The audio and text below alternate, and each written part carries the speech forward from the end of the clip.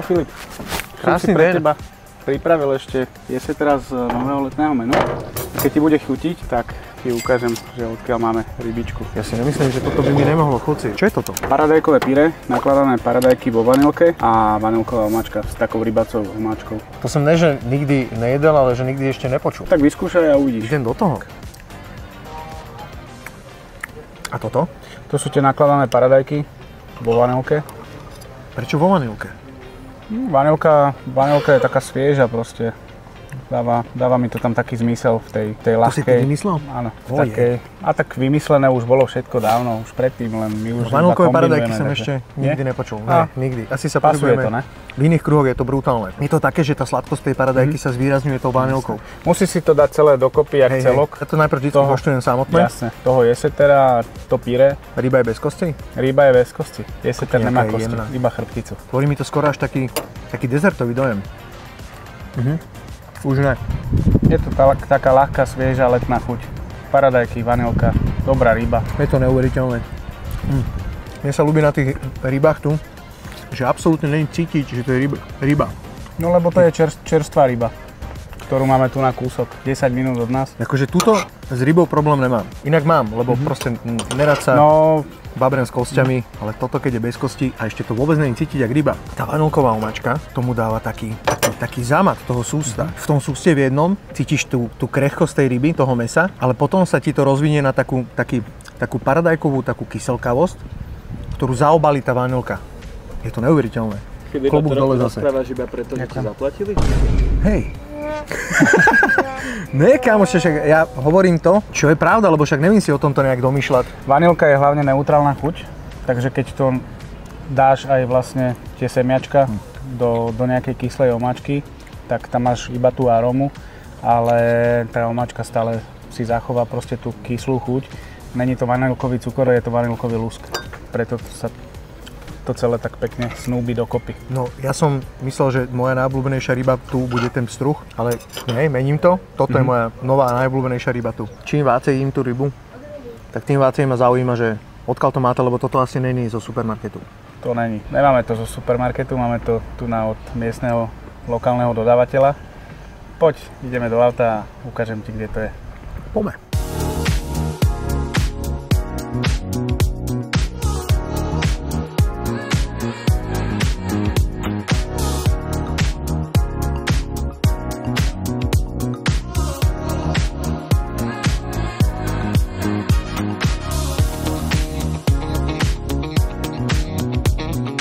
Nachádzame sa v rybarstve Stupava, kde si chodíme chytať každý pondelok čerstvé ryby. Toto je Andrej, on nám to tu celé poukazuje. Povie ti o rybách. Všetko, čo len budeš chcieť vedieť. Áno, tu fungujeme akože rodinná firma. Už nejaký ten rok, asi 8 rok.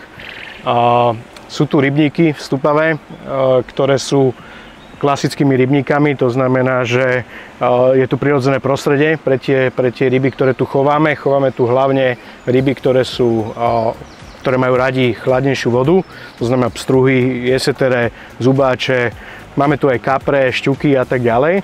Všetky tieto ryby vlastne si tu chováme sami, sú odchované niektoré na prirodzenom krmení, jak napríklad zubáč, lebo ten ti nezožere nič iné, len rybku.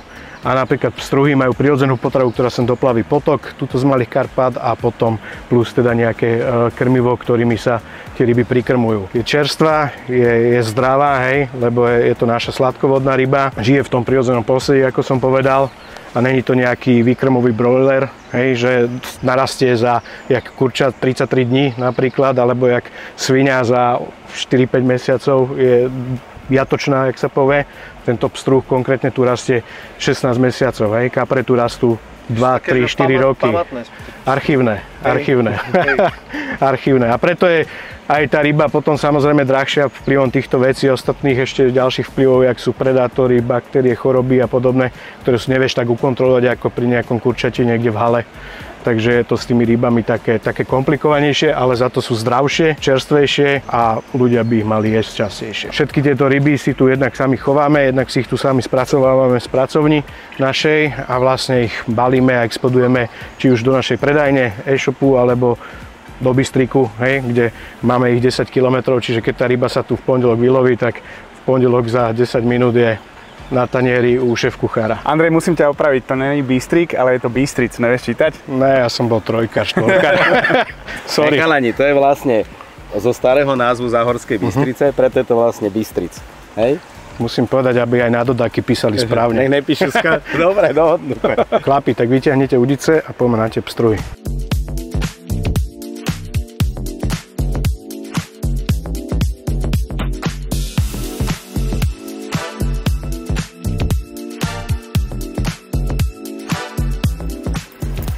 Čerstvosť je základ aj pre ľudí, ktorí majú problémy s histamínom a podobne, tak sladkovodné ryby sú najlepšie a ulovené hneď tu vedľa, takže sú v reštaurácii za chvíľku.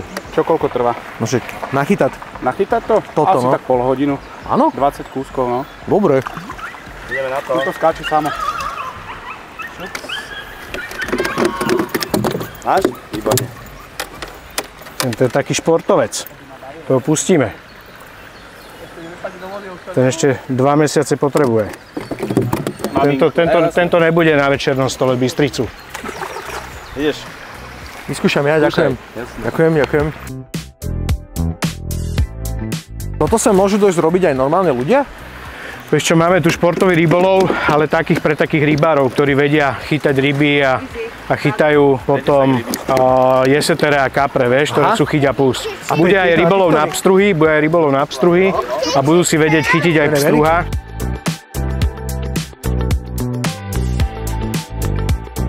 No v čulke to máme nachytané, tak čo? Zoberieme ich rovno do spracovne a ideme ich pripraviť kuchárom. Poďme to kúknúť. Poďme. Chalani, poďte. Fajne. Za chvíľočku plná bednička. Tak.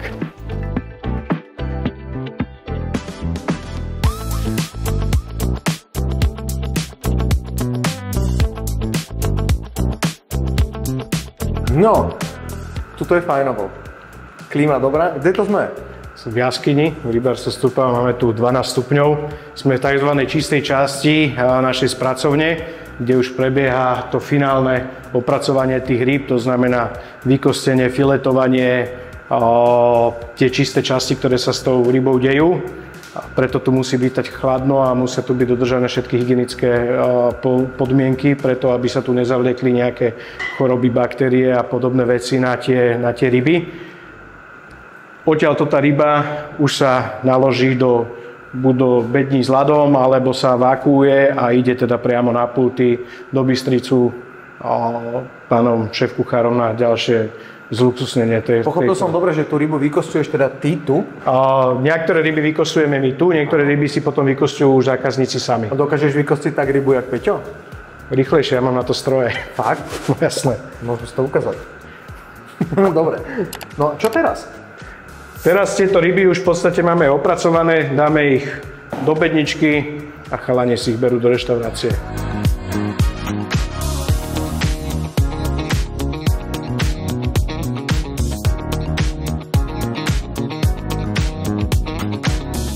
Páči sa, ty môžeš filetovať a Filip, po tebe ukážem ešte, čo tu máme okrem pstruhov.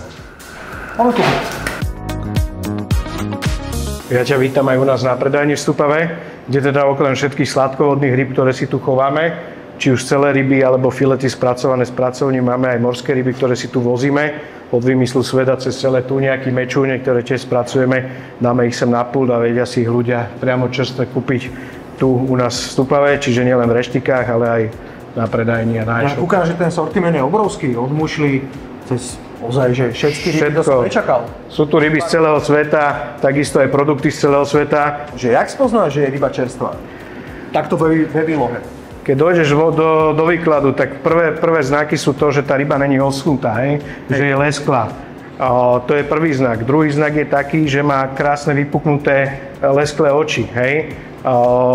Potom už keď si ju kupuješ a máš možnosť si ju očúchať, nesmrdí tá ryba, voní proste tou rybacinou prirodzenou. Takisto tá svalovina tej ryby, keď zatlačíš do tej ryby, tak tá koža je pružná, čiže neostane v nej priehlbinka jama, ale je tá koža pružná. Čiže takto všetko si vieš zistiť, či tá ryba je OK alebo není OK. Strašne veľa ľudí teraz rozoberá problematiku lososov. problematika... toho jasné, ne. Či je, jak je chovaný. Ja ti poviem takto, my lososy vozíme a spracovávame tu 6 rokov. Ročne ich tu spracujeme cez 20 tón, 30 tón lososa. A tie lososy chodia na testy, či už keď je z Norska, tak v Norsku, na hygienu, na veterinu, chodia potom z pracovní, kde sa spracovajú na hygienu, na veterinu. No keď to tam oni uplatia, tak keď ich dovezem sem a tu ich zoberie hygiena na kontrolu, tak ja to tu neuplatím, ani by mi to nestalo za to. Čiže tie lososy sa pravidelne testujú, či už na ťažké kovy, pesticídy a tak ďalej a tak ďalej. V živote sa žiadnom lososovi nič nenašlo. Problém je ten, že losos je obchodovaný na burze a tým pádom každý takýto PR článok zamáva s cenou na tom trhu, ktorá ovplyvní cenu tu lososa, ale ľudia to zdieľajú stále dookola, takže vôbec by som sa toho nebal. Losos je zdravý, nemá žiadne škodlivé látky. Keď si ho dáva človek surový na suši, mal by si ho najprv zmraziť a potom rozmraziť, aby sa zabili prípadne nejaké parazity, ktoré každá ryba môže mať, ale ináč to nie je absolútne žiaden problém. Krásny tuňak. Naozaj, že krásny. Tuňak je zo Srí Lanky, takto by mal vyzerať. Niekedy príde aj blečí, to není na závadu, tam strašne záleží od toho, kde tá ryba vyrastie, v akom mori, v akom oceáne, aká je teplota vody a to ovplyvňuje aj kvalitu toho mäsa. Keďže môže byť teplejšie more, ten tuňak bude blečí, ale není, že pokazený alebo niečo, hej, ale takto je prototyp tuňaka tohto. Ten je krásny. A chodia ti, že tuňaky takto už balené, alebo že tuňaky porciuješ ho tu? Tuňaky aj mečúne, celé ryby, ktoré si tu vyfiletujeme. Bomba. Spracujeme, čo nespracujeme, dáme si do bystra a tam sa to zje. To som videl iba na videu. Niekedy, keď to budete robiť, by som došiel chutnúť. Môžeme. Úplná bomba. Dobre, ja ti ďakujem veľmi pekne a ja by som sa asi odobral už do Bystric a ideme filetovať tie ryby. Dobrú chuť. Čau. Ďakujem veľmi pekne. Poďme tam.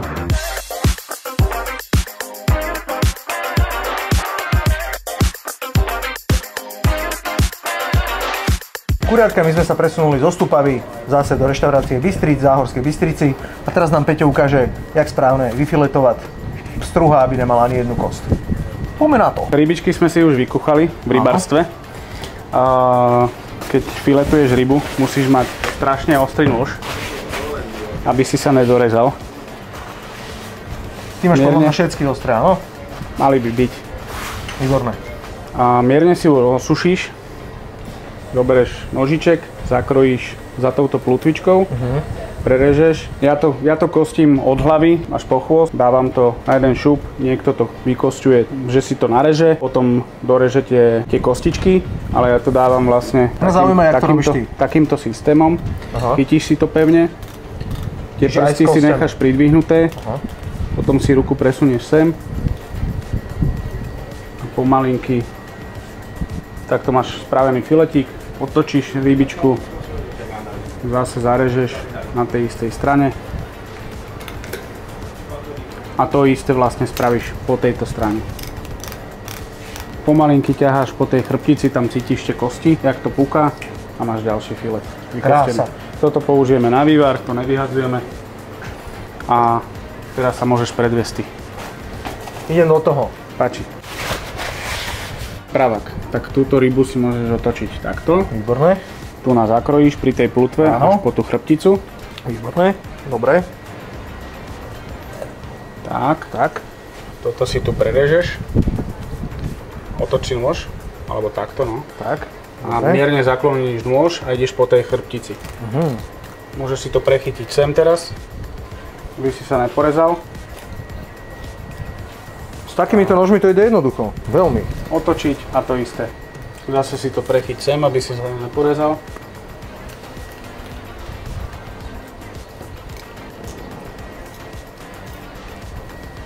No, není to tak, jak skoro dokonale.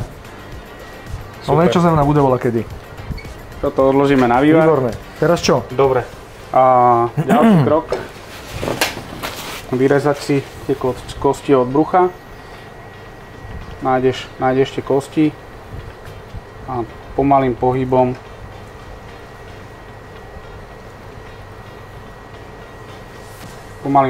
to vyrežeš. Po prípade môžeme odstrániť ešte túto plutvičku, túto vrchnú, tým pádom máme pekný filet. Toto si môžeme potom nožnicami odstrihnúť. To je ďalší krok. Tie kosti ako keby podobereš potom tým nožom a ťaháš do vrchu. aby si nezrezal to celé brucho. Kosti tam sú, to budeme musieť vykostiť potom pinzetou. Dobre. To je ďalší krok. Podľa mňa takto si to urežeme. Ja si nám spravil takú minifiletku a nevadí. Jak vytrhať kosti z ryby? A to asi všetci poznajú. A trošku si ich takto povolíš tým nožom, že si ich prehrabneš, teraz to cítiš pod tým prstom. Zoberieš si vodu a pinzetu, namočíš, pritlačíš 2 prstami. Táto ryba je tak čerstvá, že tie kosti idú trošku ťažšie, ale kebyže postojí tak 1 deň v chladničke, tak to ide o dosť ľahšie. Prečo v tejto reštike máte takéto ryby? Lebo ideme lokálne veci a tým, že rybárstvo Stúpava je náskok, táto rybička pred 2 hodinami ešte plávala a tým, že máme radi čerstvé a lokálne veci, tak asi preto. To sa mi ľúbi, to je mi sympatické. Máte tu niekedy aj nejaké morské ryby? Niekedy mávame, ale väčšinou si ideme tie sladkovodné ryby, ako jeseter, struh lososovitý. Niekedy robíme výnimky na eventy a takto, ale na jedálnom lístku máme väčšinou sladkovodné ryby. Prečo si myslíš, že sa oplatí takto piplať s nejakým jedlom pre zákazníka? No kvôli tomu, že ne každý rád sa piple s kostiami na tanieri. Ja tiež keď dojdem do reštaurácie, tak chcem mať komfortné jedlo a podľa mňa to je úplne že komfortné, keď prídeš, používaš lyžicu a môžeš to rovno jesť bez kosti. A nemusíš sa tam hrabať s nejakým nožom a vyberať tie kosti. No lebo ja som bol ako úžasnutý z tej ryby, čo som dostal, lebo však akože ona vyzerá celistvo. Ja som si myslel, že ty si ju nejak proste že vypitval, že zaživa a potom ju akože celú upekel. Ale teraz vidím, že my ju vlastne tú rybu nedorezávame až cez chvost.